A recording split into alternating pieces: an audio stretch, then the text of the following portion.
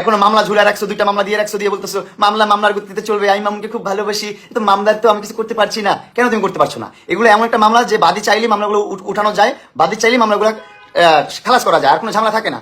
এই যে প্রত্যেকটা মাসে আমার একটা হ্যাসেল, প্রত্যেকটা মাসে একটা প্যারা, সবকিছু নিয়ে একটা ঝামেলার মধ্যে ফেলা রাখছো ইচ্ছা করে। এবার লাইভে এসে লাইলার কাছে হাত জোর করে ক্ষমা চাইলো প্রিন্স মামুন।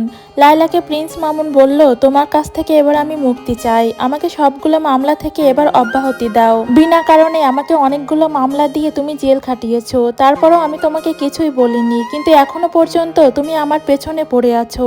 এবার অন্তত আমাকে মুক্তি দাও, তোমার কাছ থেকে আমি মুক্তি চাই। প্রিন্স মামুন লাইলাকে উদ্দেশ্য করে এরকম লাইভ করার পরে লাইলা নিজেই লাইভ করে উল্টা জবাব দিয়েছে। লাইলা নাকি মামুনকে কখনোই ক্ষমা করতে পারবে না। এই মানুষ দেখে পাওয়ার আছে বলে আমার ফেলা রাখছে ঝামেলার মধ্যে, পারতা না। নাহলে তুমি এই বলো ধর্ষণ মামলা, এই বলো আবার বিয়ে হয়ে গেছে, এই কাবিন নামা, এই আবার তো হরণ পোষণের মামলা, যেমন চাই তা। ও একটা লাইফ ব্রো, আমার লাইফটা তেজপাতা বানাই দিতে চাইতেছে ভাই, বুঝতেছি না ভাই। অন্যদিকে মামুন বাংলাদেশের আইনকে প্রশ্ন তুলে বলে, লাইলা মেয়ে মানুষ দেখে ও যা বলছে আপনারা সেটাই মেনে নিচ্ছেন, ও একটার পর একটা বানোয়াট মিথ্যা কথা বলে যাচ্ছে, আর আপনারা সেটাই বিশ্বাস করে আমাকে জেল খাটাচ্ছেন। এবার আমাকে অন্তত আমার এই মামলা থেকে মুক্তি দেন।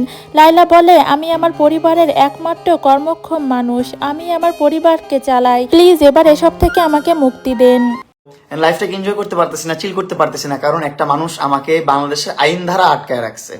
এটা আমি লাইভেই বলতেছি। আমি অনেক ছোট্ট একটা ছেলে, আমি আমার লাইফটাকে এনজয় করতে চাই, কিন্তু লাইলা আমাকে আইনের শেকল দিয়ে বেঁধে রেখেছে। আমি এই শেকল থেকে মুক্তি পেতে চাই।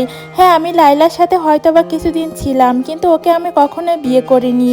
ও আমার নামে এখন মিথ্যা মামলা দিয়ে আমাকে হ্যারাস করার চেষ্টা করছে। আপনারা তো সবাই বলতেন যে ওর সাথে আমার কখনোই যায় না, আর আমি নিজেও কখনো লাইলাকে বিয়ে করিনি এ কারণেই। কিন্তু লাইলা আমার পিছু ছাড়ছেই না, এখনো পর্যন্ত আমার পেছনেই পড়ে আছে। এবার বাংলাদেশের মানুষের কাছে লাইলার বিচার চাইল প্রিন্স মামুন।